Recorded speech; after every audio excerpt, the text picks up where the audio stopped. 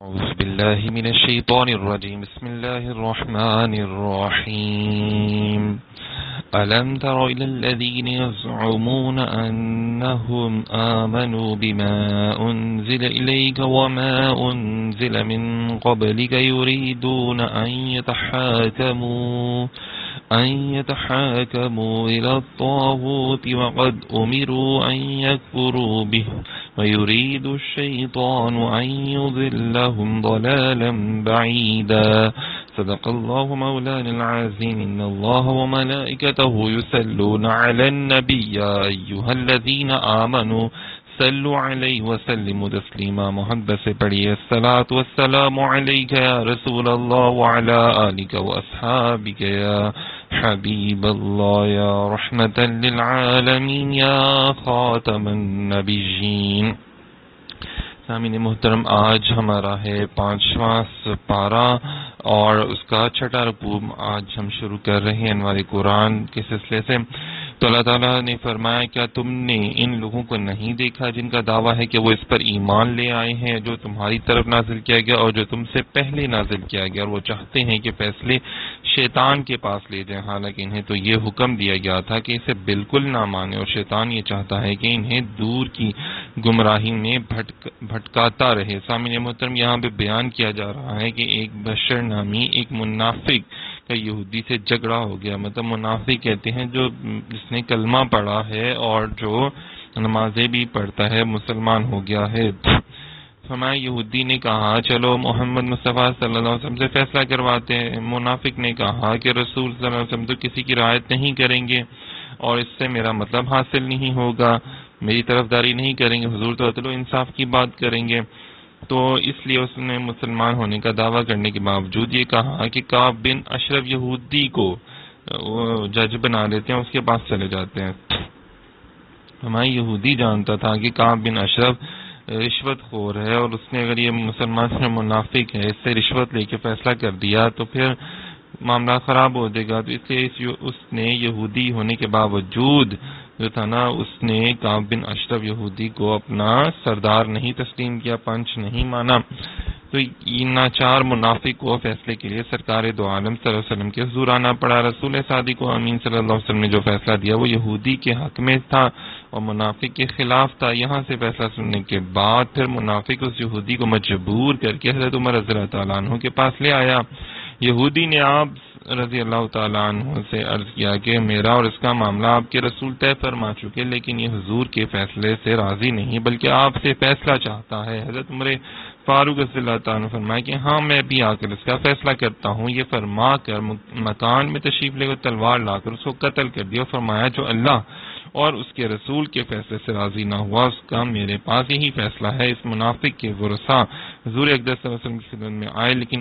ان آیات میں حضرت عمر رضی اللہ تعالیٰ کی تائید نازل ہو گئی تھی، لہٰذا ورثہ کے مطالبے کو مسترد کر دیا گیا. آج بھی جو لوگ اپنے فیصلے کے لیے دوسرے لوگوں کے پاس جاتے ہیں تو ان کو ذرا غور کرنا چاہیے. اللہ والوں کے پاس جائیں جو حضور کو ماننے والے ہیں، جو قرآن سے فیصلہ کرنے والے ہیں. یہ دونوں سارا کو یہاں پہ شیاطین کہہ کے پکارا گیا ہے، تو ذرا غور کریں. شیطان تو ہوتا وہ ہے جو کہ برائی کی طرف چلے.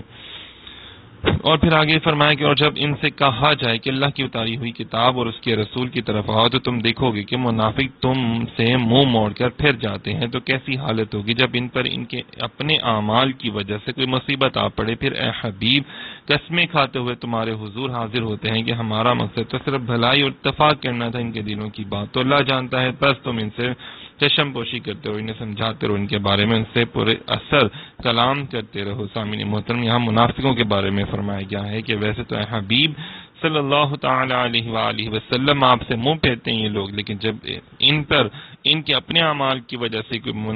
کوئی مصیبت آ جاتی ہے، جیسے یہ بشر منافق پر آ پڑی تھی، تو پھر آپ کے پاس آ جاتے ہیں قسمیں کھاتے ہوئے، نہیں جی ہمارا تو یہ مقصد نہیں تھا، ہمارا وہ مقصد نہیں تھا. تو یہ منافقت جو ہے نا، یہ آج بھی لوگوں میں موجود ہے. اور ہم نے کوئی رسول نہ بھیجا مگر اس لیے کہ اللہ کے حکم سے اس کی اطاعت کی جائے. اور اگر جب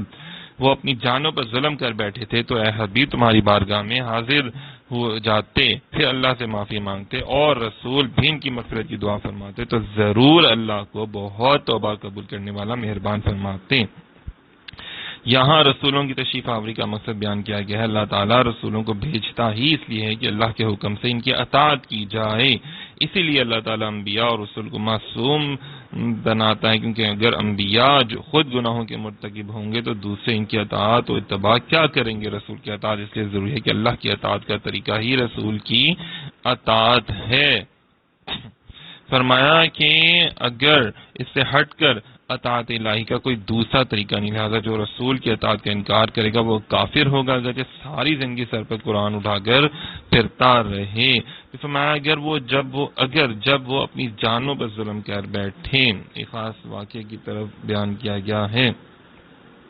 کہ نبی پاک صلی اللہ علیہ وسلم کی بارگاہ میں آ جائیں کہ یہ بارگاہ رب کریم کی بارگاہ ہے، یہاں کی رضا رب کی رضا ہے اور یہاں کی حاضری رب کریم کی بارگاہ کی حاضری ہے، یہاں آئیں اور اپنے گناہوں کی معافی طلب کریں تو اللہ تعالیٰ ان کی شفاعت بھی کریں گے، اور نبی پاک صلی اللہ علیہ وسلم کی بارگاہ میں آئیں تو نبی پاک صلی اللہ علیہ وسلم اللہ کے حضور ان کی شفاعت بھی کریں گے، اور نبی پاک صلی اللہ علیہ وسلم ان کے لیے شفاعت فرما دیں تو ان لوگوں پر اللہ کی رحمت و مغفرت کی بارشیں برسنا شروع ہو جائیں گی، اور اس پاک بارگاہ میں آ کر یہ خود بھی گناہوں سے پاک ہو جائیں گے۔ اعلیٰ حضرت فرماتے ہیں کہ بندوں کو حکم ہے کہ نبی پاک صلی اللہ علیہ وسلم کی پاک بارگاہ میں حاضر ہو کر توبہ استغفار کیا کریں۔ اللہ تعالیٰ تو ہر جگہ سنتا ہے، اس کا علم، اس کا سننا، اس کا دیکھنا سب جگہ ایک سا ہے، مگر حکم یہی فرمایا کہ میری طرف توبہ چاہو تو میرے محبوب کی بارگاہ میں حاضر ہو جاؤ۔ پھر ایک جگہ فرمایا اور اگر وہ جو اپنی جانوں پر ظلم کرے تو تیرے پاس حاضر ہو کر خدا سے بخشش چاہیں اور رسول ان کی مغفرت مانگیں تو خدا کو توبہ قبول کرنے والا فرمائیں گے۔ مطلب یہ ہے کہ حضور پر نور کی توجہ، حضور سے توسل، فریاد، استغاثہ، طلب شفاعت کی جائے تو حضور علیہ السلام اب بھی ہر مسلمان کے گھر میں جلوہ فرما ہیں۔ شرح شفا شریف میں یہ بیان فرمایا گیا ہے نبی پاک صلی اللہ علیہ وسلم ہر مسلمان کے گھر میں جلوہ فرما ہیں۔ فرمایا کہ نبی پاک صلی اللہ علیہ وسلم کی بارگاہ میں حاضر ہو کر وصال ظاہری کے بعد آپ صلی اللہ علیہ وسلم کے مزار انوار پر حاضری دے کر اپنے گناہوں کی معافی چاہنے اپنی مغفرت و نجات کی التجا کرنے اور اپنی مشکلات کی دوری چاہنے کا سلسلہ صحابہ کرام سے چلتا آ رہا ہے۔ مطلب صحابہ کرام بھی بعد از وصال بھی نبی پاک صلی اللہ علیہ وسلم کے مزار اقدس پر حاضری دیا کرتے تھے اور پھر مغفرت چاہتے تھے کہ اللہ تعالیٰ سے، تو اللہ تعالیٰ ان کی مغفرت فرما دیا کرتے تھے، اور یہ صحابہ کرام کے بہت سے اس طرح کے واقعات جو ہیں وہ موجود ہیں جنہوں نے حضور صلی اللہ علیہ وسلم کی پاک بارگاہ میں حاضر ہو کر جو ہے وہ توبہ استغفار کی۔ سامعین محترم، آگے چلتے ہیں۔ مزار انوار پر حاضر ہو کر حاجت مغفرت طلب کرنے کے واقعات بیان کیے گئے ہیں کہ امیر المومنین حضرت عمر فاروق رضی اللہ عنہ کے دور اقدس میں خلافت میں قحط پڑ گیا تو صحابی رسول حضرت بلال بن حارث المزنی رضی اللہ تعالیٰ عنہ نے سلطان دو جہاں سے وسلم قبر انور پر حاضر ہو کر کیا رسول اللہ اپنی امت کے لیے بارش کی دعا فرما دیجیے، وہ ہلاک ہو رہے ہیں۔ سرور کائنات صلی اللہ علیہ وسلم نے خواب میں سے ارشاد فرمایا تم حضرت عمر کے پاس جا کر میرا سلام کہو اور بشارت دو کہ بارش ہوگی، اور یہ بھی کہہ دو کہ وہ نرمی اختیار کریں۔ حضرت بلال بن حارث رضی اللہ تعالیٰ عنہ بارگاہ خلافت میں حاضر ہوئے خبر دے دی۔ حضرت عمر فاروق رضی اللہ تعالیٰ عنہ سن کر رونے لگے، پھر فرمایا یا رب میں کوتاہی نہیں کرتا مگر اسی چیز میں کہ جس سے میں عاجز ہوں۔ اسی طرح ایک اور مرتبہ قحط پڑا تو عائشہ صدیقہ رضی اللہ تعالیٰ عنہ نے فرمایا کہ نبی پاک صلی اللہ علیہ وسلم کی قبر انور دیکھو اور چھت میں ایک روشن دان بناؤ حتیٰ کہ روضہ منور اور آسمان کے درمیان کوئی چیز نہ رہے۔ اہل مدینہ نے جیسے ہی روشن دان بنایا تو اتنی کثیر بارش ہوئی کہ سبز گھاس اگ گئی اور اونٹ موٹے ہو گئے، یہاں تک کہ گوشت بھر گئے۔ سامعین محترم ذرا غور کریں، دیکھیں کہ حضور علیہ السلام کے صحابہ کی یہ شان تھی، تو آج اگر ہم بھی جاتے ہیں اور حضور علیہ السلام کی بارگاہ میں کھڑے ہو کر وہاں پہ عرض کریں تو آج بھی کرم ہوتا ہے۔ اور ایک بڑی امپورٹنٹ حدیث پاک جانا وہ میں آپ کو سنانے لگا ہوں۔ حدیث تو ہر حدیث ہی خاص ہوتی ہے ماشاءاللہ سے۔ ایک حکمران تھا مروان نے اپنے زمانہ تسلط میں ایک صاحب کو دیکھا کہ حضور صلی اللہ علیہ وسلم کی قبر انور پر اپنا منہ رکھے ہوئے ہیں۔ سامعین محترم، جب منہ رکھے رہے یا تو پیشانی ہوگی یا گال ہوگا، تو پھر فرمایا مروان نے ان کی گردن مبارک پکڑ کر کہا جانتے ہو کیا کر رہے ہو؟ اس پر ان صاحب نے اس کی طرف متوجہ ہو کر فرمایا ہاں میں کسی اینٹ پتھر کے پاس نہیں آیا ہوں، میں تو رسول خدا صلی اللہ علیہ وآلہ وسلم کے حضور حاضر ہوں۔ میں نے رسول اللہ صلی اللہ علیہ وسلم کو ارشاد فرماتے ہوئے سنا، دین پر نہ رو جب اس کا اہل اس پر والی ہو، ہاں اس وقت دین پر رو جب نہ اہل والی ہو۔ یہ صحابی رسول حضرت ابو ایوب انصاری رضی اللہ تعالیٰ عنہ تھے، جو کہ نبی پاک صلی اللہ علیہ وسلم کی قبر انور پر اپنا چہرہ رکھ کر بیٹھے ہوئے تھے۔ اندازہ کریں کہ قبر کو چومنا، اس پر چہرہ رکھنا صحابی رسول صلی اللہ علیہ وسلم کی سنت ہے۔ ویسے تو ادب سے پیچھے رہنا چاہیے، لیکن یہ دیکھیں صحابہ کرام جو تھے وہ ہم سے زیادہ ادب جانتے ہیں اور ہم سے زیادہ شریعت کو جانتے ہیں، تو انہوں نے کوئی بے ادبی نہیں کی۔ وہ سمجھتے تھے کہ حضور آج بھی ویسے ہی سماعت فرماتے ہیں جیسے اپنی ظاہری حیات مبارکہ میں فرماتے تھے۔ اور پھر فرمایا کہ ایک شخص نبی پاک صلی اللہ علیہ وسلم کی وفات کے بعد ایک اعرابی روزہ اقدس پر حاضر ہوا اور روزہ انور کی خاک پاک اپنے سر پر ڈالی اور کہنے لگا، یا رسول اللہ، آپ نے فرمایا ہم نے سنا جو آپ پر نازل ہوا اس میں یہ آیت بھی ہے، وَلَوْ أَنَّهُمْ إِذْ ظَلَمُوا، کہ میں نے بے شک اپنی جان پر ظلم کیا اور میں آپ صلی اللہ علیہ وسلم کی بارگاہ میں اللہ سے اپنی گناہ کی بخشش چاہنے حاضر ہوا ہوں تو میرے رب سے میری گناہ کی بخشش کرائی۔ اس پر قبر شریف سے ندا آئی کہ تجھے بخش دیا گیا، بخدا خدا کا یہی ہے در، نہیں اور کوئی مفر مکر، جو وہاں سے ہو یہیں آ کے ہو، جو یہاں نہیں تو وہاں نہیں۔ اور فرمایا وہی رب ہے جس نے تجھ کو ہمتن کرم بنایا، ہمیں بھیک مانگنے کو تیرا آستاں بتایا۔ دیکھیں اللہ تعالیٰ کی بارگاہ میں حاجت پیش کرنے کے لیے اس کے مقبولوں کو وسیلہ بنانا کامیابی کا ذریعہ ہے۔ قبر انور پر حاجت کے لیے حاضر ہونا بھی جاؤ کا میں داخل اور خیر القرون کا معمول ہے۔ خیر القرون مطلب صحابہ کرام بعد وفات مقبولان حق کو یا کے ساتھ ندا کرنا جائز ہے کہ یا رسول اللہ کہہ کے انہوں نے بلایا نا، مقبولان بارگاہ الہی مدد فرماتے ہیں، ان کی دعا سے حاجت روائی ہو جاتی ہے۔ پھر فرمایا تو اے حبیب تمہارے رب کی قسم یہ لوگ مسلمان نہ ہوں گے جب تک اپنے آپس کے جھگڑے میں تمہیں حاکم نہ بنا لیں، پھر جو کچھ تم حکم دو فرما دو، اپنے دلوں میں اس سے کوئی رکاوٹ نہ پائیں اور اچھی طرح دل سے مان لیں۔ کہ ایک شان نزول کیا ہے کہ ایک صحابی رسول زبیر رضی اللہ تعالیٰ عنہ سے کسی کا جھگڑا ہو گیا، کون پہلے اپنے پانی کو کھیت کو پانی دے گا، تو نبی پاک صلی اللہ علیہ وسلم نے اس کا فیصلہ فرمایا، لیکن پھر بھی حضور صلی اللہ علیہ وسلم کے فرمانے کے باوجود بھی دوسرے بندے نے یہ فیصلہ نہ مانا، حالانکہ نبی پاک صلی اللہ علیہ وسلم تو اس کے لیے آسانی فرما رہے تھے۔ تو یہاں پہ فرمایا گیا کہ اور بتا دیا گیا کہ حبیب خدا محمد مصطفیٰ صلی اللہ علیہ وسلم کے حکم کو تسلیم کرنا فرض قطعی ہے۔ جو شخص تاجدار رسالت صلی اللہ علیہ وسلم کے فیصلے کو تسلیم نہیں کرتا وہ کافر ہے۔ ایمان کے مدار ہی اللہ کے رسول صلی اللہ علیہ وسلم کے حکم کو تسلیم کرنا ہے۔ یہاں پر فرمایا گیا ہے 7 مسئلے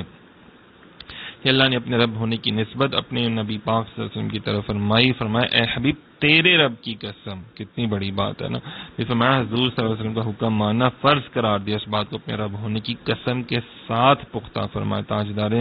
مدینہ صلی اللہ علیہ وسلم ہم سب پر حاکم ہیں آج بھی۔ حضور اکرم صلی اللہ علیہ وسلم کا حکم ماننے سے انکار کرنے والے کو کافر قرار دیا، اللہ تعالیٰ بھی حاکم ہے اور حضور بھی، البتہ دونوں میں لامتناہی فرق۔ اس سے یہ بھی معلوم ہو بہت سی صفات جو اللہ تعالیٰ کے لیے استعمال ہوتی ہیں اگر وہ حضور صلی اللہ علیہ وسلم کے لیے استعمال کی جائے تو شرک لازم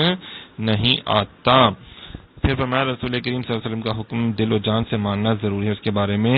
دل میں بھی کوئی رکاوٹ نہیں ہونی چاہیے۔ اس سے یہ بھی معلوم ہوا کہ اسلامی احکام کا ماننا فرض ہے، ان کو نہ ماننا کفر ہے۔ بہرحال ذرا غور کریں اس بات پر کہ نبی پاک صلی اللہ علیہ وسلم کا حکم ماننا لازم ہے۔ اور فرمایا اور اگر ہم ان پر فرض کر دیتے کہ اپنے آپ کو قتل کر دو یا اپنے گھر بار چھوڑ کر نکل جاؤ تو ان میں تھوڑے ہی ایسا کرتے، اور اگر وہ کام کر لیتے جس کی انہیں نصیحت کی جاتی ہے تو ان کے لیے بہت بہتر اور ثابت قدمی کا ذریعہ ہوتا، اور ایسا ہوتا تو ہم ضرور انہیں اپنے پاس سے بہت بڑا ثواب عطا فرماتے اور ہم انہیں ضرور سیدھے راستے کی ہدایت کرتے۔ یہاں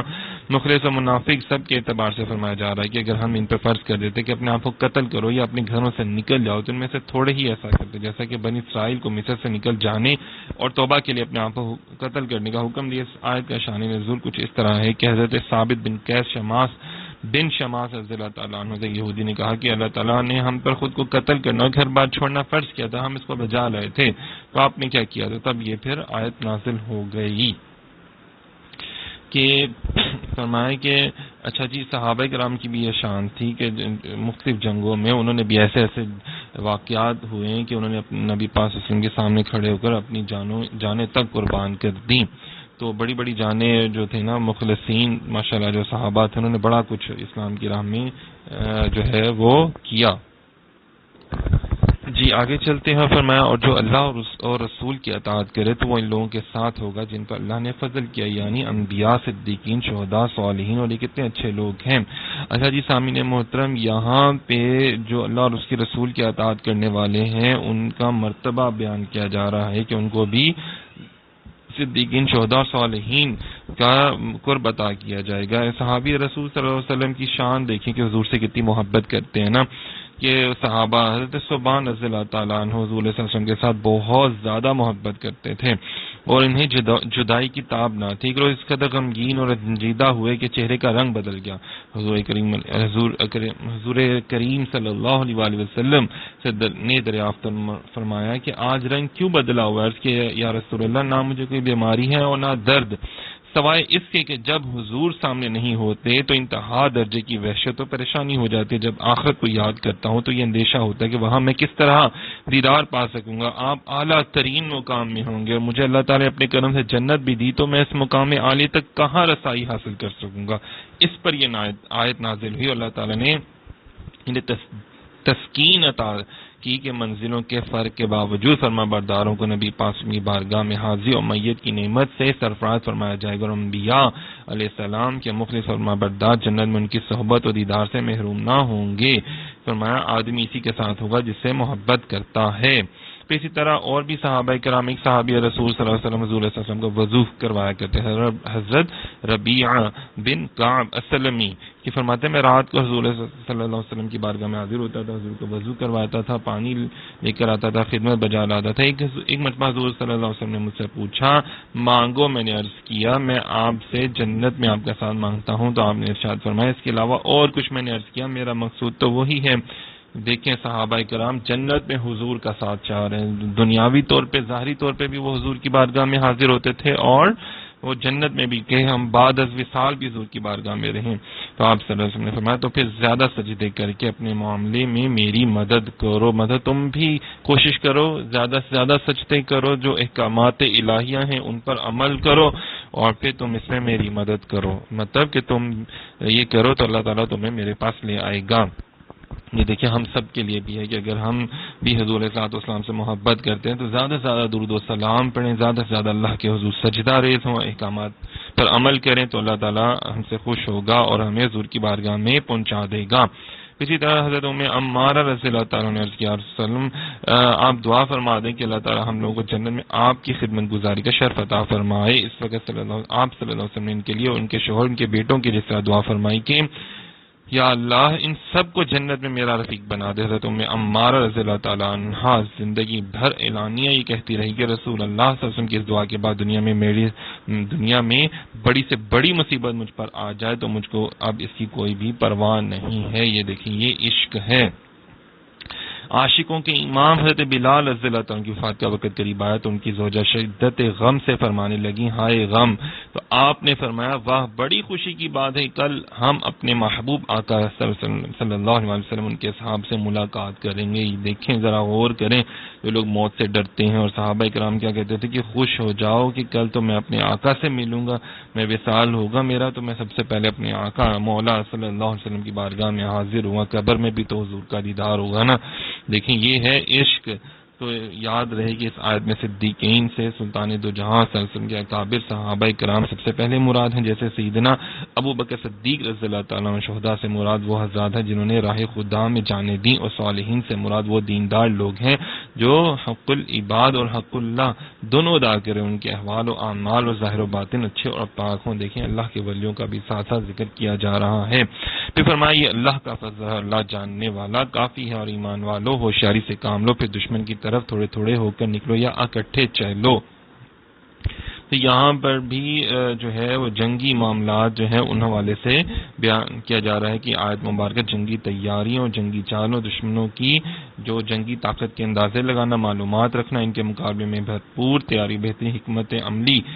جو اختیار کرنا، یہ سب جائز ہے۔ یہاں پہ دیکھیں کہ جنگی تیاریوں کے حوالے سے جنگ کرنا بھی دیکھیں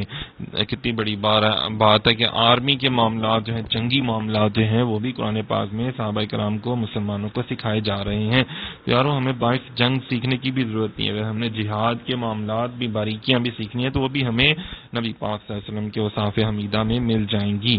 اور تم میں کچھ لوگ ایسے ہیں جو ضرور دیر لگائیں گے، پھر اگر تم پر کوئی مصیبت آ پڑے تو دیر لگانے والا کہے گا بے شک اللہ نے مجھ پر بڑا احسان کیا کہ میں ان کے ساتھ موجود نہ تھا، اور اگر تمہیں اللہ کی طرف سے فضل ملے تو تکلیف پہنچنے والی صورت میں تو گویا تمہارے اس کے درمیان کوئی دوستی ہی نہ تھی، جبکہ اب ضرور کہے گا کاش میں بھی ان کے ساتھ ہوتا تو بڑی کامیابی حاصل کر لیتے۔ یہاں منافقوں کی بات کی جا رہی کہ جو جنگوں میں جاتے نہیں تھے، اور کہ جناب مسلمانوں کو تو نقصان ہوگا، اور اگر مسلمان فائدے میں آ جائیں تو پھر جناب صاحب کاش کہ میں بھی ان کے ساتھ چلا جاتا، مجھے بھی کوئی مال مل جاتا۔ تو یہ خود غرضی اور مفاد پرستی کا ٹولہ جو ہے نا، یہ ہر دور میں رہا ہے، اور یہ آج بھی لوگ ہوتے ہیں منافق۔ پس جو لوگ دنیا کی زندگی کو آخرت کے بدلے میں بیچ دیتے ہیں، انہیں چاہیے کہ اللہ کی راہ میں لڑیں، اور جو اللہ کی راہ میں لڑے پھر شہید کر دیا جائے یا غالب آ جائے تو ان قریب ہم اسے بہت بڑا ثواب عطا فرمائیں گے، اجرن عظیمہ عطا فرمائیں گے، جو اللہ کی راہ میں جو شہادت حاصل کر لیتے ہیں۔ اور فرمایا اور تمہیں کیا ہو گیا کہ تم اللہ کے راستے میں نہ لڑو، کمزور مردوں اور عورتوں اور بچوں کی خاطر نہ لڑو جی، جو یہ دعا کر رہے ہیں کہ ہمارے رب ہمیں اس شہر سے نکال دے جس کے باشندے ظالم ہیں، اور ہمارے لیے اپنے پاس سے کوئی حمایتی بنا دے، ہمارے لیے اپنی بارگاہ سے کوئی مددگار بنا دے۔ دیکھیں یہاں پہ فرمایا جا رہا ہے کہ تمہیں کیوں نہیں لڑتے، تم کیوں نہیں مظلوموں کی جا کے مدد کرتے۔ آج بھی ہمارے لوگوں کو چاہیے کہ مظلوموں کی، بے کسوں کی، یتیموں کی، مسکینوں کی جا کے مدد کریں، جتنا اللہ نے آپ کو استطاعت عطا فرمائی اتنے حوالے سے لوگوں کی جا کے مدد کریں، اور اگر کوئی ظالم ظلم کر رہا ہے تو ان سے بچائیں لوگوں کو۔ بے شمار اس آیات کے جو ہیں متعلق حوالے سے فوائد جو ہیں، فضائل بیان کی گئی ہیں۔ پھر فرمایا کہ اے ایمان والو اللہ کی راہ میں جہاد کرتے ہیں، ایمان والے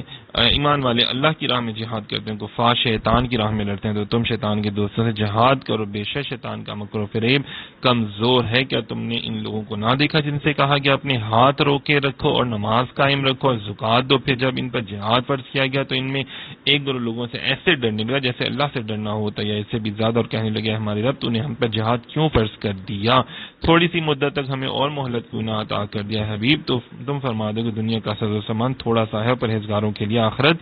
بہتر ہے، تم پر ایک دھاگے کے برابر بھی ظلم نہیں کیا جائے گا۔ اس آیت مبارکہ کے شان نزول یعنی مشرکین جو تھے نا مکہ مکرمہ میں مسلمانوں کو بہت تکلیفیں دیتے تھے۔ ہجرت سے پہلے صحابہ کرام کی ایک جماعت تاجدار رسالت صلی اللہ علیہ وسلم سے عرض کیا کی خدمت میں کیا کہ آپ ہمیں کافروں سے لڑنے کی اجازت دیجیے، انہوں نے بہت ہمیں صدایا ہے اور بہت ایذائیں دی ہیں۔ حضور صلی اللہ علیہ وسلم نے فرمایا کہ ان کے ساتھ جنگ کرنے سے بھی ہاتھ روک کے رکھو، اور اب بھی سر نماز اور زکات ادا کرو۔ اچھا جی، یہ بعد میں پھر مدینہ پاک میں جب گئے تو پھر جو تھا نا وہ جہاد فرض کیا گیا، اور اس وقت طبعی خوف کا شکار ہو گئے تھے مسلمان، اور پھر جو انسانی فطرت ہے اور یہ حالت تھی کہ ان میں ایک گروہ لوگوں سے ایسے ڈر لگنے لگا جیسے اللہ سے۔ پھر اللہ پاک نے فرمایا تم اے ہمارے رب، تو کہنے لگے کہ اے ہمارے رب تو نے ہم پہ جہاد کیوں فرض کیا، ایسی کیا حکمت ہے؟ تو پھر اللہ تعالیٰ نے ان کے اعتراض کے لیے نہیں تھا بلکہ ان کو تھوڑی سی تشویش ہو رہی تھی، تو ان کی تسلی کے لیے ان کو کہا کہ اے محبوب آپ فرما دیجئے کہ دنیا کا ساز و سامان تھوڑا فنا ہونے والا ہے، جبکہ پرہیزگاروں کے لیے آخرت تیار کی گئی ہے، اور جہاد میں خوشی سے شرکت کیا کرو، اللہ تعالیٰ تمہاری مدد فرمائے گا۔ تم جہاں کہیں بھی ہوگے موت تمہیں ضرور پکڑ لے گی اگر تم مضبوط قلعوں میں ہو۔ مطلب ان کو کہا جا رہا ہے کہ تم موت تو کہیں پہ بھی آ جانی، اگر تم مضبوط قلعوں میں ہو تب بھی آ جانی ہے، صحیح ہے نا؟ تو ان منافقوں کو کوئی بھلائی پہنچے تو کہتے ہیں یہ اللہ کی طرف سے، اور انہیں کوئی برائی پہنچے تو کہتے ہیں اے محمد یہ آپ کی وجہ سے آئی ہے، توبہ نعوذ باللہ۔ یہ دیکھیں نا منافقین اس دور میں کیا کہتے تھے، کتنی بے ادبی کرتے تھے کہ اگر کوئی ان کو بھلائی پہنچی جاتی ہے ہاں ہم نے اچھے کام کیے ہیں اس وجہ سے ہمیں یہ ملا، اور کوئی برا کام ہوتا تھا کہتے تھے اے اللہ کے نبی آپ کی وجہ سے۔ تو پھر جب سے آپ آئے ہیں ایسی سختیاں پیش آتی آ رہی ہیں، توبہ نعوذ باللہ۔ تو نبی پاک صلی اللہ علیہ وسلم کے دفاع میں اللہ نے ارشاد فرمایا کہ اے حبیب تم ان سے فرما دو کہ رزق میں کمی بیشی، قحط یا خوشحالی، رنج یا راحت، فتح یا شکست سب حقیقت میں اللہ کی طرف سے، یعنی ہر راحت و مصیبت اللہ کے ارادے سے آتی ہے، ہاں ہم اس کے اسباب مہیا کر لیتے ہیں۔ یہ بھی بات یاد رکھیں کہ نیکی راحت کا ذریعہ، گناہ مصیبت کا سبب ہے۔ مطلب میرے محبوب تو رحمت للعالمین ہے، تم کیوں ان کے اوپر بکواس کرتے ہو، تم خود ہی خراب ہو۔ تمہارے اپنے معاملات بہت خراب ہیں. یہ دیکھیں نا, تو اللہ تعالیٰ نبی پاک صلی اللہ علیہ وسلم کے دفاع میں آیات نازل فرماتے ہیں, صحابہ کرام اور اولیاء کرام کے دفاع میں آیات نازل فرماتے ہیں. تو یہ اللہ کی سنت ہے. اگر آج آپ بھی نبی پاک صلی اللہ علیہ وسلم کے والد کی بے ادبی کرے تو آپ اس کا جواب دیں, تو اب اللہ اور صحابہ کی سنت ادا کر رہے ہیں اور کرنی چاہیے. اے سننے والے, تجھے جو بھلائی پہنچتی ہے وہ اللہ کی طرف سے ہے, اور تجھے جو برائی پہنچتی ہے وہ تیری اپنی طرف سے ہے. اور اے حبیب, ہم نے تمہیں سب لوگوں کے لیے رسول بنا کر بھیجا, اور گواہی کے لیے اللہ ہی کافی ہے. اور فرمایا کہ تمہیں برائی پہنچی تمہاری طرف سے ہے. صحیح ہے نا جی, تمہارے اپنی اعمال اور کرتوت کی وجہ سے ہے. اور نبی پاک صلی اللہ علیہ وسلم جو ہیں ان کی شان تو بہت وراء الورا ہے. صحیح ہے. اور نبی پاک صلی اللہ علیہ وسلم تو اولین و آخرین سارے انسانوں کے نبی ہیں. حضرت آدم علیہ السلام سے لے کر یوم قیامت تک سب انسان آپ کے امتی ہیں. اسی لیے تمام نبیوں نے حضور صلی اللہ علیہ وسلم کے پیچھے نماز پڑھی ہے, اور صاف حمیدہ ہیں حضور صلی اللہ علیہ وسلم کے. فرمایا جس نے رسول کا حکم مانا بے شک اس نے اللہ کا حکم مانا, جس نے منہ موڑا تو ہم نے تمہیں انہیں بچانے کے لیے نہیں بھیجا. مطلب دیکھیں کہ جن لوگوں نے حضور صلی اللہ علیہ وسلم کی نافرمانی کی, اللہ تعالیٰ کی نافرمانی کی, تو دیکھیں کتنی بڑی بات ہے. ان کے بارے میں کہا جا رہا ہے کہ آپ ان کے لیے دعا نہ کریں. اور کہتے ہیں ہم نے فرما برداری کی, پھر جب تمہارے پاس سے نکل کر جاتے ہیں تو ان میں ایک گروہ آپ کے فرمان کے برخلاف رات کو منصوبے بناتے ہیں, اور اللہ ان کے رات کے منصوبے لکھ رہا. تو اے حبیب, تم ان سے چشم پوشی کو اللہ پر بھروسہ رکھو, اللہ کافی کارساز ہے. یہ لوگ ہیں نا جو اوپر سے ایمان لے آتے ہیں لیکن اندر سے محبوب آپ کے ساتھ نہیں ہے, اور یہ آپ کے خلاف منصوبے بناتے رہتے. جیسے مسجد زرار میں دیکھیں نا, منافقین آج لوگ کہتے ہیں جی ہر مسجد میں نماز پڑھ لو. تو ہر اس مسجد میں کیوں نماز پڑھیں جس میں سرکار کی محبت نہیں ہے, جس میں سرکار کے اوصاف حمیدہ بیان نہیں کی جاتے, جس میں حضور صلی اللہ علیہ وسلم کی محبت بیان نہیں کی جاتی. تو ہم ایسی جگہوں پہ, ایسی مسجد میں کیوں جائیں, ایسے لوگوں کے پاس کیوں بیٹھیں. ہمیں بیٹھنا بھی نہیں چاہیے ایسے لوگوں کے پاس جو بے ادب اور گستاخ ہیں. لیکن یہاں پہ حضور علیہ السلام کے بارے میں کو فرمایا جا رہا ہے کہ آپ کو تو ہم نے بتا دیا ہے نا, یہ سمجھتے ہیں کہ آپ کو نہیں پتا, تو آپ کو سب کچھ ہم نے بتا دیا. تو یہ جو ہے نا, بس آپ ان کی چشم پوشی کریں, یعنی ان کے کافروں کی طرح دنیاوی احکام نہیں ہیں. چونکہ ان کی طرف سے خطرہ پایا جاتا ہے, تو اس میں اللہ پر بھروسہ رکھو, انشاءاللہ اللہ پاک کو کفایت کرے گا. پھر فرمایا تو کیا یہ لوگ قرآن میں غور نہیں کرتے, اور اگر یہ قرآن اللہ کے علاوہ کسی اور کی طرف سے ہوتا تو ضرور اس میں بہت زیادہ اختلافات پائے جاتے. فرمایا یہ قرآن پاک پہ غور کرنا چاہیے نا ان کو. یہ اس میں ہر چیز کی خبر اللہ تعالیٰ نے تمام منافقین کے احوال اور ان کے مکر و فریب کو کھول کر رکھ دیا, اور اولین آخرین کی خبریں دی ہیں. تو یہ اگر اس پہ غور کریں تو ان کو پتہ چل جائے گا کہ یہ کس کا, اللہ کا کلام ہے. سامعین محترم, غور و فکر کرنے کے لیے ہمیں کن کی ضرورت ہے؟ نبی پاک صلی اللہ علیہ وسلم کی صحبت یافتہ صحابہ کرام, ان سے تربیت یافتہ حاصل کرنے والے تابعین کے علوم کی روشنی میں ہمیں ضرورت ہے کہ ہم قرآن پاک کے فرامین پر غور کیا کریں, مطلب خود ہی نہ شروع ہو جایا کریں. فرمایا کہ بزرگوں کے غور و فکر کے خلاف ہو اگر کوئی بات تو وہ چیز غلط ہے, یقیناً معتبر نہیں ہو سکتا. اسے دور جدید کے ان نت نئے محققین سے بچنا ضروری ہے جو 1400 سال کے علماء, فقہاء, محدثین, مفسرین ساری امت کے فہم کو غلط قرار دے کر کہتے ہیں جی ہمیں زیادہ سمجھ میں آیا, ان کو تو جی سمجھ ہی کچھ نہیں آیا نا, تو بنعوذ باللہ وہ سارے لوگ تو گمراہ تھے. بھائی تم ہی زیادہ عقل مند ہو گئے, تم ہی زیادہ پتہ چل گیا, اور کسی کو کچھ نہیں پتہ چلا. تو بہرحال یہ چیزیں جو ہے نا, یہ ذرا غور کرنا چاہیے کہ قرآن پاک جو ہے وہ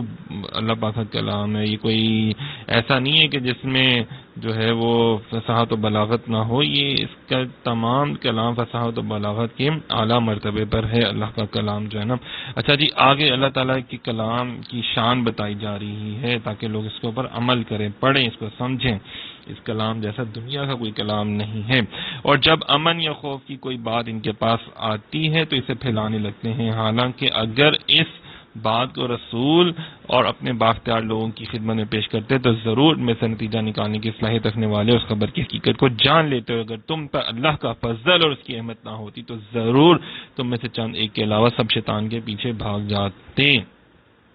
یہاں پہ بھی اصلاحی باتیں کی جا رہی ہیں. اس آیت کو سامنے رکھ ہم اپنے گھروں کے معاملات بلکہ ملکی و بین الاقوامی معاملات, صحافتی معاملات کو جان سکتے ہیں. ہمارے ہاں کا حال یہ ہے کہ ایک بات ہو, کوئی شخص ایک شخص اچھالتا ہے اور پھر وہ موجودہ میڈیا کے ذریعے پوری دنیا میں گردش کرنے لگتی ہے، اور کچھ عرصے بعد پتہ چلتا ہے کہ اس بات کا کوئی سر پیر ہی نہیں، وہ سراسر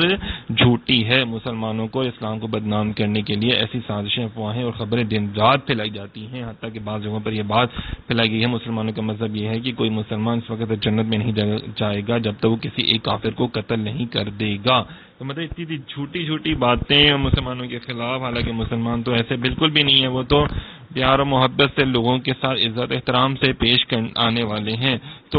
جو لوگ مغرب سے مرعوب ہوتے ہیں نا، اور جناب صاحب وہ کیا کہہ سکتے ہیں اب ان کے لیے، کیا بندہ برے الفاظ استعمال کرے، اپنے دین کو چھوڑ کے لوگوں کے پیچھے بھاگتے رہتے ہیں۔ بہرحال ان کو بھی غور کرنا چاہیے۔ پھر فرمایا کہ کچھ ایسی باتیں جو خاندانوں میں لڑائیاں مچا دیتی ہیں اور اس کے لیے کوئی بھی تصدیق نہیں کرتا، تو فرمایا کہ قرآن بانی اصول دیا کہ جب ایسی کوئی بات پہنچے تو اہل دانش اور سمجھدار لوگوں تک پہنچا دی جائے، غور و فکر تحقیق سے اس کی تحقیق حال معلوم کرنی، اور بات کا بتنگڑ اور رائی کا پہاڑ نہ بنایا کریں۔ نبی پاک صلی اللہ علیہ وسلم نے فرمایا کسی شخص کے جھوٹا ہونے کے لیے یہی بات کافی ہے کہ وہ ہر سنی سنائی بات ایسے ہی بیان کر دے، ایویں فضول میں لوگ بیان کر دیتے ہیں، اور دین کی باتوں کو بھی ایویں فضول میں بیان کر دیتے ہیں جس کا ان کو پتہ بھی نہیں ہوتا، غلط سرد بیان کر دیتے ہیں نا، تو اس پر ذرا غور و فکر کرنے کی ضرورت ہے۔ تو اے حبیب، اللہ کی راہ میں جہاد کریں، آپ کو اور آپ کی طاقت سے زیادہ تکلیف نہیں دی جائے گی، مسلمانوں کو جہاد کی ترغیب دیتے رہو، ان قریب اللہ کافروں کی طاقت روک دے گا، اللہ کی طاقت سب سے زیادہ مضبوط ہے، اس کا عذاب سب سے زیادہ شدید ہے۔ یہاں پہ جو بدر صغریٰ جو تھی نا، غزوہ بدر کے بعد جو چھوٹی غزوہ بدر ہوئی، مطلب یہ ہے کہ اس میں لڑائی تو پراپر نہ ہوئی، جیسے کہ جنگ ابو سفیان سے طے تھی، جب اس کا وقت آ پہنچا تو سرکار مدینہ صلی اللہ علیہ وسلم نے وہاں جانے کے لیے لوگوں کو دعوت دی، بعض لوگوں پر ایک گراں ہوا تو اللہ نے آیت نازل فرمائی، اے حبیب دیا کہ آپ حکم دیں کہ آپ جہاد نہ چھوڑیں، اگر آپ تنہا ہوں تو آپ کا اللہ ناصر و مددگار ہے، مطلب آپ ضرور جائیں، یہاں تک کہ آپ اکیلے کیوں نہ آپ کو جانا پڑے۔ لیکن پھر بھی 70 صحابہ کرام جو تھے حضور کے ساتھ گئے، علیحدہ بات ہے کہ آگے سے کافر بھاگ گئے۔ پھر اس آیت سے ثابت ہوا کہ نبی پاک صلی اللہ علیہ وسلم شجاعت میں سب سے اعلیٰ ہیں کہ آپ کو تنہا کفار کے مقابل تشریف لے جانے کا حکم ہوا اور آپ اس پر آمادہ ہو گئے۔ نبی پاک صلی اللہ علیہ وسلم تمام لوگوں سے زیادہ شجاع اور بہادر تھے، حضرت انس بن مالک رضی اللہ عنہ فرماتے ہیں۔ اسی طرح حضرت عبداللہ بن عمر رضی اللہ عنہ فرماتے ہیں میں نے نبی کریم صلی اللہ تعالی علیہ وآلہ وسلم سے زیادہ بہادر، طاقتور، سخی اور پسندیدہ کسی کو نہ دیکھا۔ مولا علی شیر خدا رضی اللہ تعالیٰ عنہ فرماتے ہیں کہ جب لڑائی خوب گرم ہو جاتی تھی اور جنگ کی شدت دیکھ کر بڑے بڑے بہادروں کی آنکھیں پتھرا کر سرخ ہو جایا کرتی تھی، اس وقت ہم لوگ جو تھے نا نبی پاک صلی اللہ علیہ وسلم کے پہلو میں کھڑے ہو کر اپنا بچاؤ کیا کرتے تھے، اور آپ صلی اللہ علیہ وسلم ہم سب لوگوں سے زیادہ آگے بڑھ کر اور دشمنوں کے بالکل قریب پہنچ کر جنگ فرماتے تھے۔ ہم لوگوں میں سب سے زیادہ بہادر وہ شخص شمار کیا جاتا تھا جو جنگ میں حضور صلی اللہ علیہ وسلم کے قریب رہ کر دشمنوں سے لڑتا تھا۔ اندازہ کریں کہ حضور صلی اللہ علیہ وسلم کے قریب وہی ہوگا جو بہادر ہوگا۔ اور دیکھیں یہاں پہ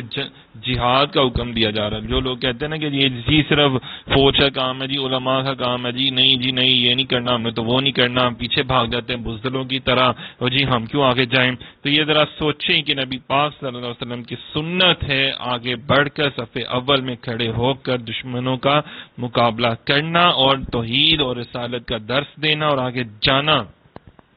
دیکھیں کتنی بڑی بات ہے نا۔ اور آپ بزدلی آج کے جو کچھ ایسے نام نہاد علماء، کچھ پیران اعظام، کچھ ایسے لوگ ہیں جو اپنے آپ کو بڑا سمجھتے ہیں لیکن وہ باہر نہیں نکلتے نا، اپنے آستانوں، خانقاہوں، مساجد سے باہر نکلے، رسم شبیری ادا کریں۔ تو یہ دیکھیں نا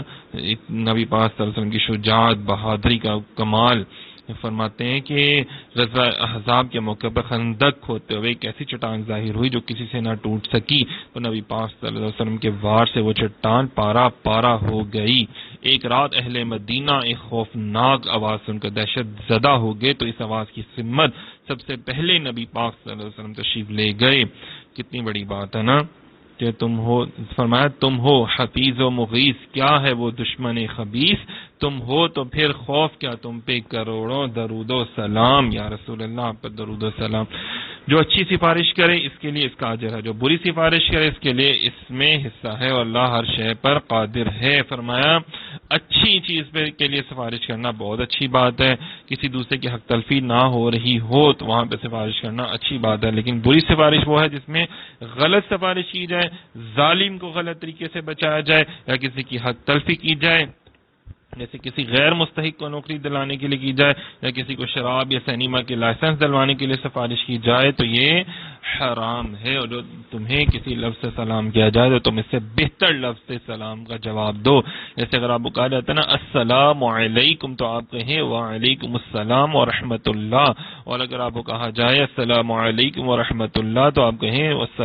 وعلیکم السلام ورحمۃ اللہ وبرکاتہ کہا کریں۔ پھر فرمایا سلام کرنا حضور کی سنت ہے اور جواب دینا فرض ہے۔ کافر گمراہ آج لوگ دیکھنا غرور تکبر میں سلام کا جواب ہی نہیں دیتے، بس ہاتھ ہی ملا دیتے ہیں، اور بعض کو لوگ ٹھیک سے مصافحہ بھی نہیں کرتے، تو ہمیں ٹھیک سے مصافحہ کرنا چاہیے، پورا ہاتھ دوسرے کے ہاتھ کے ساتھ ملانا چاہیے اور منہ سے بھی کہنا چاہیے یہ کلمات تاکہ سلامتی ہو تم پر، اگلا بھی کہے کہ ہاں میں نے بھی تمہیں سلامتی دے دی، یہ کتنی بڑی بات ہے، اس سے پیار اور محبت بڑھتا ہے۔ تو یہ دیکھیں نا قرآن پاک میں سورہ نساء میں کتنی ہمیں اخلاقیات سکھائی جا رہی ہیں، ایک دوسرے کے حقوق سکھائے جا رہے ہیں، ایک دوسرے سے پیار محبت کرنا سکھایا جا رہا ہے۔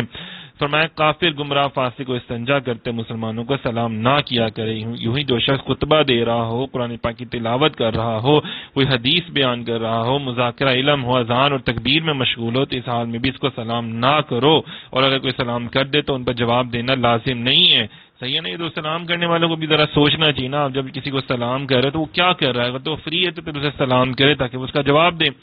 صحیح ہے، اکثر لوگ ہوتے ہیں علماء کرام، اکثر ہم بھی جیسے بیان کر رہے ہوتے ہیں تو لوگ کلاس لے رہے ہوتے ہیں تو لوگ آ کے سوال کرنا شروع کر دیتے ہیں سلام، تو یہ بہت اس ٹائم نا واقعی بندہ صحیح کہہ رہے ہیں کہ ڈسٹرب ہو جاتا ہے نا، جو آپ بیان کر رہے ہوتے ہیں وہ ایک جو کنٹینیوسلی وہ ایک بات ہو رہی ہوتی ہے وہ ذرا ذہن سے پھر نکل جاتی ہے، تو اس لیے فرمایا کہ آپ بیٹھ جائیں، بعد میں سلام کر لینا۔ پھر اسی طرح کوئی پاخانہ کر رہا ہو، کوئی غسل خانے میں ہو یا ننگا ہو برہنہ نہ ہو تو اس کو بھی سلام نہ کریں، بعد میں کر لیں، بھائی 2 منٹ انتظار کر لیں، آپ کیا ہو گیا آپ کو، تو آداب سکھائے جا رہے ہیں ماشاءاللہ سے۔ دیکھیں نا آدمی جب اپنے گھر میں داخل ہو تو بیوی کو بھی سلام کرے، بعض جگہ یہ بڑی غلط رسم ہے کہ میاں بیوی کے اتنے گہرے تعلقات ہوتے ہوئے بھی ایک دوسرے کو سلام نہیں کرتے، ایک دوسرے کے اوپر سلامتی نہیں بھیجتے، تو یہ میاں بیوی ایک دوسرے کو سلام کیا کریں، جب آپ گھر میں داخل ہوں تو سلام کریں، بچے ہوں ان کو، ماں باپ ہوں ان کو سلام کیا کریں، ادب سکھایا جا رہا ہے نا۔ بہتر سواری والا کمتر سواری والے کو، کمتر سواری والا پیدل چلنے والے کو، پیدل چلنے والا بیٹھے ہوئے کو، چھوٹا بڑے کو، تھوڑے زیادہ کو سلام کریں، یہ دیکھیں کتنی بڑی بات ہے، شرعی مسائل بھی بیان کیے جا رہے ہیں یہاں پہ ساتھ ساتھ۔ پھر فرمایا اللہ ہی ہے جس کے سوا کوئی عبادت کے لائق نہیں، وہ ضرور تمہیں قیامت کے دن اکٹھا کرے گا جس میں کوئی شک نہیں، اور اللہ سے زیادہ کسی کی بات سچی نہیں۔ اور فرمایا کہ اللہ سے تو جھوٹ جو ہے وہ ہو ہی نہیں سکتا، اللہ تعالیٰ تو ہر جھوٹ سے پاک ہے، اور اللہ سے زیادہ کسی کی بات سچی نہیں، تو اللہ ہرگز وعدہ خلافی نہیں کرتا، اور سچ اور انصاف کے اعتبار سے تیرے رب کے کلمات مکمل ہیں، اس کے کلمات کو کوئی بدلنے والا نہیں، اور وہی سننے والا جاننے والا ہے۔ یہاں پہ اللہ رب العزت کی شان بیان کی جا رہی ہے کہ اللہ تبارک و تعالی ہر شے پر قادر ہے، لیکن اللہ تعالیٰ کبھی بھی جھوٹ نہیں بولتا، جبکہ انسان تو بولتے ہیں نا، لیکن اللہ جھوٹ کبھی بھی نہیں بول سکتا، نہ بولتا ہے، اور وہ بالکل نقص اور عیب سے پاکیزہ ہے۔ فرمایا تو تمہیں کیا ہوا کہ منافقوں کے بارے میں 2 گروہ ہو گئے، حالانکہ اللہ نے ان کے اعمال کے سبب ان کے دلوں کو الٹا دیا ہے، کیا تم یہ چاہتے ہو کہ تم اسے راہ دکھاؤ جسے اللہ نے گمراہ کر دیا، اور جسے اللہ گمراہ کر دے تو ہرگز اس کے لیے ہدایت راستہ نہ پاؤ گے۔ کہ یہاں پہ تھا کہ یہ منافقین یہ جماعت کھلا مرتد ہو کر مشرکین سے جا مل، ان کے بارے میں صحابہ کرام کے 2 گروہ ہوئے، ایک فرقہ ان کو قتل کرنے پہ اصرار کر رہا تھا اور ایک ان کے قتل سے انکار کرتا تھا۔ اس معاملے میں یہ آیت پھر نازل ہوئی۔ تمہیں کیا ہو گیا کہ تم منافقوں کے بارے میں وہ تو منافق ہیں اور وہ تو مشرکوں کے ساتھ جا کے مل گئے ہیں، تو بہرحال تم اب ان کے بارے میں نہ لڑو۔ فرمایا کہ اللہ تعالیٰ جسے گمراہ کر دے تو اسے تم ہدایت نہیں دے سکتے۔ صحیح ہے نا؟ یہ دیکھیں نا منافقین یہ والے کام کیا کرتے تھے، اسی لیے تو اللہ تعالیٰ جو تھا پھر اللہ تعالیٰ کو غصہ آ جاتا تھا جلال، اور اللہ تعالیٰ پھر ان کی منافقت کو بیان کرتے تھے۔ اور آج بھی دیکھیں نا ایسے لوگ ہیں جو کہ ضرورت پڑنے میں جب ان کو اپنی ضرورت ہوتی ہے تو دوسری جگہ پہ جا کے مل جاتے ہیں، جب اسلام کو ان کی ضرورت پڑتی ہے تو پھر جناب صاحب پیچھے ہٹ جاتے ہیں، نہیں جی ہمیں نہیں پتا، یہ ہمیں نہیں پتا، یہ تو مولویوں کے کام ہے، یہ تو پیروں کے کام ہے۔ بھئی آپ بھی تو پڑھے لکھے ہو، آپ کیوں نہیں دین کا علم حاصل کر کے لوگوں کو کیوں نہیں اسلام کی حقانیت کے بارے میں بتاتے؟ آپ بھی بتائیں نا، لوگوں کو شان رسالت بتائیں، لوگوں کو اوصاف حمیدہ بتائیں، لوگوں کو ختم نبوت کے بارے میں بتائیں۔ یہ آپ کو بھی آنا چاہیے، پتہ ہونا چاہیے کہ آپ بھی تو حضور کے امتی ہیں، آپ کو بھی تو اللہ تعالیٰ نے پیدا کیا ہے۔ جب مانگنے کی باری آتی ہے اللہ سے تو ہر چیزیں مانگی جا رہے ہوتے ہیں، اور جب دینے کی باری آتی ہے تو آپ اتنے پڑھے لکھے ہونے کے باوجود بھی آپ نے میٹرک کیا، ایف اے کیا، گریجویشن کیا، ماسٹرز کیا، تو کس وجہ سے کیا جناب؟ آپ پروفیسر ہیں، لیکچرار ہیں، ڈاکٹر ہیں، انجینئر ہیں، پائلٹ ہیں، آپ کچھ بھی ہیں، آپ نے اتنا علم حاصل کر لیا تو قرآن پاک کا بھی تو علم حاصل کریں نا جی، کیوں نہیں کرتے؟ یہ منافقوں کی باتیں چھوڑ دیں، یقین کریں آپ کی نمازیں اور آپ کی تسبیحاں کوئی آپ کے روزے کام نہیں آنے۔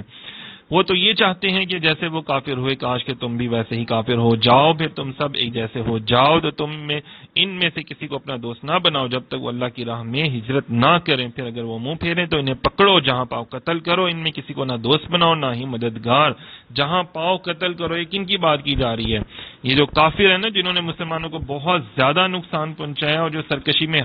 بڑھ گئے اور مسلمانوں کے ساتھ نہایت ظلم و ستم سے پیش آتے تھے، یہ ان کی بات کی جا رہی ہے۔ تمام سے کوئی دوستی، اور اگر وہ تمہاری دوستی کا دعویٰ کریں، دشمنوں کے خلاف تمہاری مدد کے لیے تیار ہوں، تو ان کی مدد بھی قبول نہ کرو، کیونکہ یہ بھی دشمن ہے۔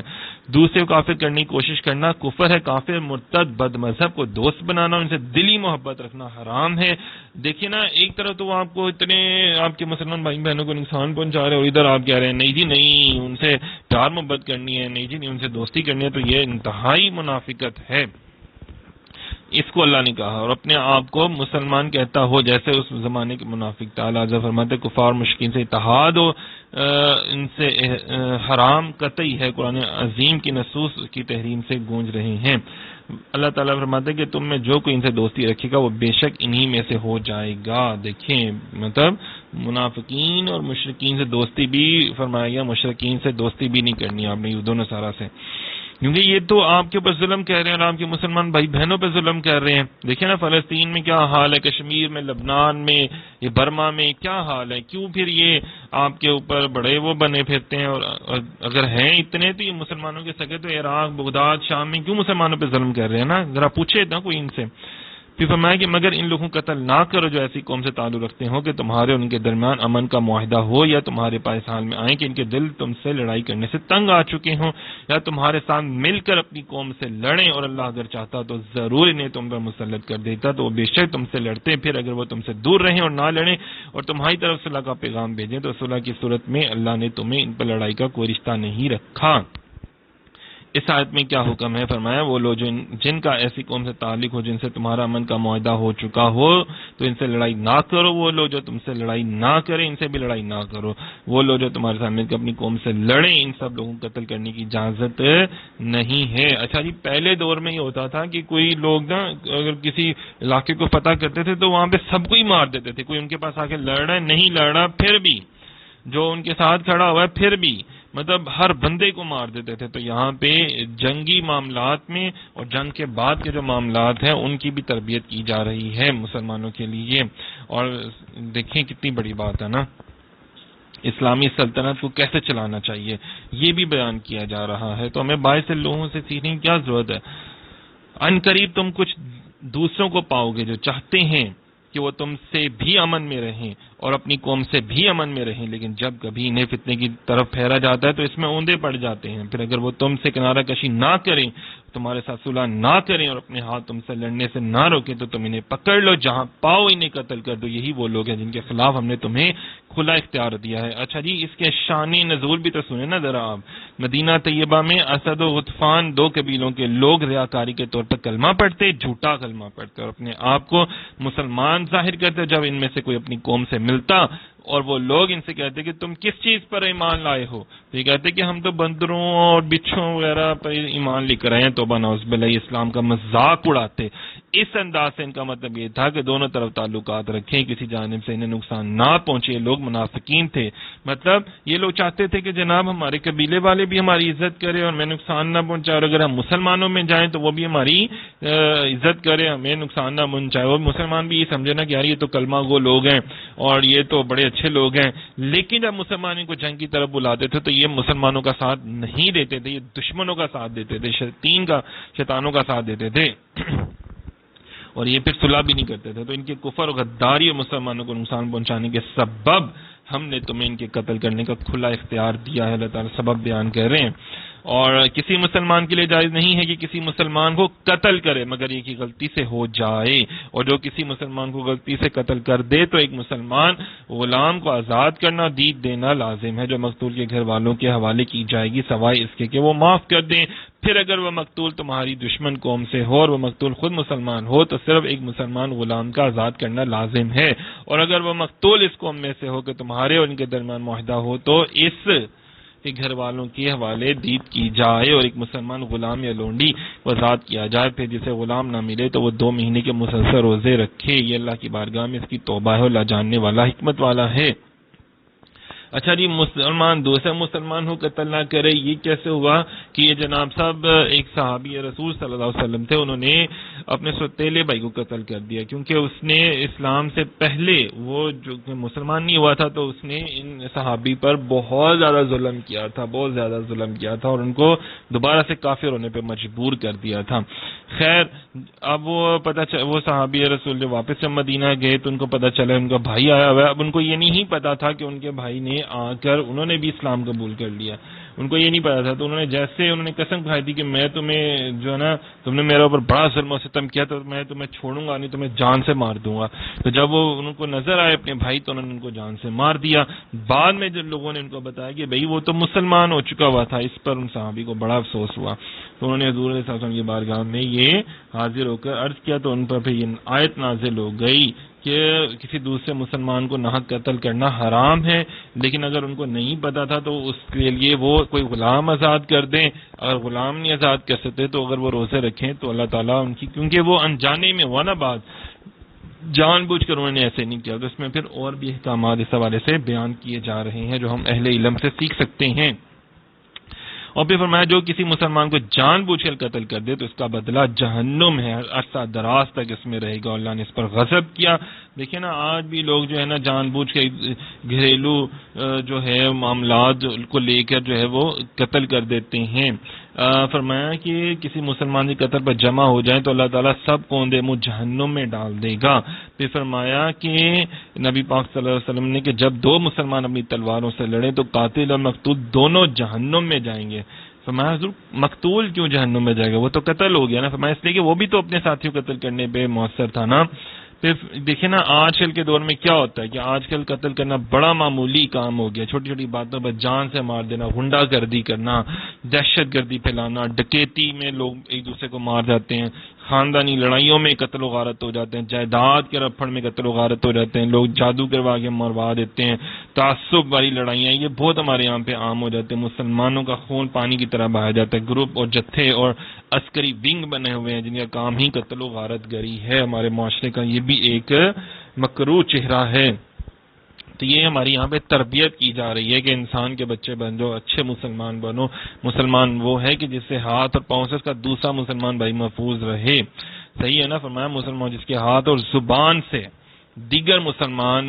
محفوظ رہیں۔ تم میں سے کوئی اس وقت تک مومن نہیں ہو سکتا جب تک اپنے بھائی کے لیے بھی وہی پسند نہ کرے جو وہ اپنے لیے پسند کرتا ہو۔ مسلمان پر مسلمان کی ہر چیز حرام ہے، اس کا خون، اس کا مال، اس کی عزت آبرو حرام ہے۔ مطلب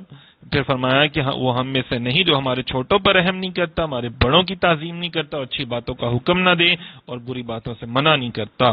پھر نبی پاک صلی اللہ علیہ وسلم نے ارشاد فرمایا مسلمان کو گالی دینا فسق اور اسے قتل کرنا کفر ہے۔ اندازہ کریں اتنی سخت سخت سی باتیں جو ہے نا وہ بیان کی جا رہی ہیں، ذرا غور کریں۔ جو ہمارے یہاں پہ لوگ جو ہیں ایک دوسرے کو قتل و غارت کر دیتے ہیں، جھوٹے الزام لگا دیتے ہیں،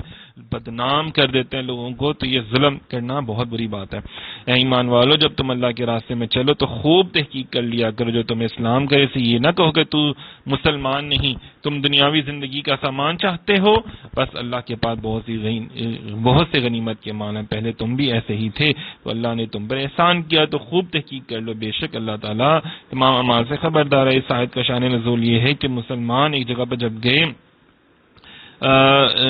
کیا اسے کہتے ہیں، شان نزول یہ ہے کہ مرداس بن نہیق جو فدق کے رہنے والے تھے، ان کے سوا ان کی قوم کا کوئی شخص اسلام نہ لایا تھا۔ اس قوم کو خبر ملی کہ لشکر اسلام ان کی طرف آ رہا ہے تو سارے لوگ بھاگ گئے نا، لیکن وہ جو مسلمان ہو گئے تھے وہ وہی رہے، تو اپنی بکریوں کے ساتھ انہوں نے جب مسلمانوں کو دیکھا کہ اللہ اکبر کے نعرے لگا رہے تھے، انہوں نے بھی لا الہ الا اللہ محمد رسول اللہ کہا اور السلام علیکم کہا، لیکن مسلمانوں نے خیال یہ کہ شاید یہ اپنی جان بچانے کے لیے دھوکے سے ایسے کہہ رہا ہے، اپنے ایمان کا اظہار کر رہا ہے، تو انہوں نے ان کو شہید کر دیا اور پھر ان کی بکریاں بھی لے لی۔ تو یہ پھر نبی پاک صلی اللہ علیہ وسلم کو جب پتہ چلا کہ بھئی وہ تو مسلمان ہو گیا، اس نے کلمہ پڑھا اور آپ نے ایسے کیوں کیا، تو پھر رسول صلی اللہ علیہ وسلم نے فرمایا کہ ان کا مال ان کے گھر والوں کو واپس کر کے آؤ۔ پھر تب یہ آیت نازل ہوئی کہ تم جب کسی کے ساتھ لڑو تو مطلب جنگ کرنے کے لیے جاؤ تو پہلے تحقیق کر لیا کرو، فضول میں نا، اور جو تمہیں سلام کرے یا جس میں جو تمہیں سلامتی کی بات کر رہے ہو اور تم اس کو غصہ کر رہے ہو اور اس کو مار رہے ہو تو یہ نہ کہو کہ تم مسلمان نہیں۔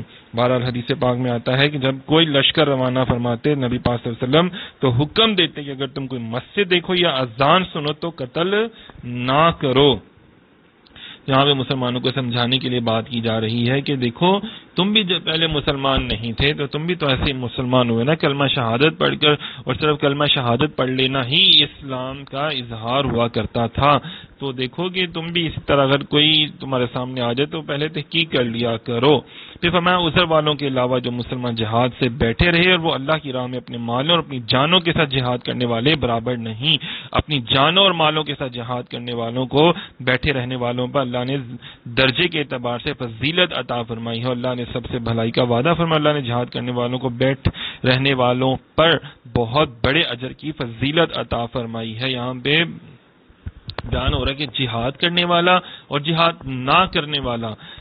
ان کو دونوں کو ایک ہی طرح کا ثواب نہیں ملے گا، بلکہ جہاد کرنے والے کو زیادہ اجر و ثواب اللہ تعالیٰ فرمائے گا۔ ہاں جو لوگ نابینا ہیں یا معذور ہیں تو ان کا حکم اور ہے، جیسے کہ صحابہ رسول صلی اللہ علیہ وسلم میں تو نابینا ہوں، تو نبی پاک صلی اللہ علیہ وسلم نے فرمایا کہ یعنی معذوروں کو اللہ تعالیٰ نے مستثنا قرار دیا ہے۔ پھر حضرت انس رضی اللہ تعالیٰ عنہ سے مروی ہے کہ نبی پاک صلی اللہ علیہ وسلم نے غزوہ تبوک سے واپسی کے وقت فرمایا کچھ لوگ مدینے میں رہ گئے ہیں، ہم اس گھاٹی یا آبادی میں نہیں چلتے مگر وہ ہمارے ساتھ ہوتے ہیں، انہیں عذر نے روک لیا ہے۔ مطلب عذر بھی ہوتا ہے نا کچھ لوگوں کا جسمانی والے سے یا نابینا ہے، معذور ہے اس حوالے سے۔ اچھا جی، یہاں پہ راہ خدا میں جان و مال خرچ کرنے کی کتنی عظیم فضیلت ہے، اس کے لیے کچھ باتیں بیان کی جا رہی ہیں کہ نبی پاک صلی اللہ علیہ وسلم کی حدیث پاک میں ہے کہ حضور نے فرمایا کہ لوگوں میں سے کون سا شخص افضل ہے، ارشاد فرمایا جو شخص اللہ تعالیٰ کی راہ میں اپنے مال اور جان کے ساتھ جہاد کرتا ہے۔ حضرت ابو ہریرہ رضی اللہ تعالیٰ عنہ فرماتے ہیں کہ رسول خدا صلی اللہ علیہ وسلم سے عرض کی گئی کہ کیا اللہ تعالیٰ کی راہ میں جہاد کے برابر بھی کوئی عبادت ہے؟ آپ صلی اللہ علیہ وسلم نے ارشاد فرمایا تم اس کی استطاعت نہیں رکھتے۔ صحابہ کرام نے پھر دہرایا، 3 بار پوچھا، نبی پاک صلی اللہ علیہ وسلم نے ہر بار فرمایا کہ تم اس کی طاقت نہیں رکھتے، تیسری بار فرمایا کہ اللہ تعالیٰ کی راہ میں جہاد کرنے والا جہاد سے واپسی تک اس شخص کی طرح ہے جو روزے دار ہو، قیام کرنے والا ہو، اللہ تعالیٰ کی آیتوں پر عمل کرنے والا ہو، روزے اور نماز سے تھکتا یا اکتاتا نہ ہو۔ جہاد کرنے والے کی شان بیان کی گئی ہے کہ جس نے اللہ تعالیٰ کی راہ میں کچھ خرچ کیا اس کے لیے 700 گنا ثواب لکھا جاتا ہے۔ نبی پاک صلی اللہ علیہ وسلم نے ارشاد فرمایا بے شک اللہ تعالیٰ کی راہ میں نکل کر ذکر کرنے کا ثواب مال خرچ کرنے سے 7 لاکھ گنا زیادہ ہے۔ اللہ کی راہ میں نکل کر ذکر کرنے کا ثواب مطلب کہ اللہ کی راہ میں جہاد کرنا، یا اللہ کی راہ میں دین اسلام کو پھیلانا، تبلیغ کرنا اور لوگوں کو تقاریر کے ذریعے یا کسی بھی ذریعے سے دین اسلام کا پیغام پہنچانا یہ بہت پسند ہے اور 7 لاکھ گنا زیادہ اس کا اجر و ثواب ہے۔ تو پھر فرمایا کہ اس کی طرف سے بہت سے درجات اور بخشش اور رحمت اللہ بخشنے والا ہے۔ مطلب اللہ تعالیٰ کے یہ بھی بیان کیا جا رہا ہے بہت سی بخشش ہے اور بہت سے اللہ پاک احکامات جو ہے وہ اس حوالے سے بیان کرتے ہیں۔ شانیں بیان کرتے ہیں۔ تو سامعین محترم دعا کرتے ہیں اللہ رب العزت مجھے، آپ کو، ہم سب کو قرآن پاک پر عمل کرنے کی توفیق عطا فرمائے۔ ہم سے جو غلطیاں کوتاہیاں ہو چکی ہیں اللہ پاک ان کو معاف فرمائے، مجھ سے بھی اگر کوئی غلطی کوتاہی ہوئی ہے بیان کرنے میں اللہ پاک مجھے معاف فرمائے۔ آپ سے گزارش کرتا ہوں کہ آپ بھی اللہ والے بن جائیں اور آپ بھی دین اسلام کی تبلیغ کرنے والے بن جائیں۔ جب آپ یہ سنتے ہیں، یہ جو ویڈیو آپ کو آڈیو دی جاتی ہے، آپ اس کو سنتے ہیں، قرآن پاک کا خلاصہ، تفسیر، احکامات، نبی پاک صلی اللہ علیہ وسلم کے اوصاف حمیدہ، تو ضرور آگے شیئر بھی کیا کریں، لوگوں کو بتایا بھی کریں، تو آپ بھی مبلغ بن جائیں نا، اور آپ بھی رمضان کے اس مبارک مہینے میں 7 لاکھ سے بھی زیادہ نیکیاں کمانے والے بن جائیں۔ بہت شکریہ، جزاک اللہ۔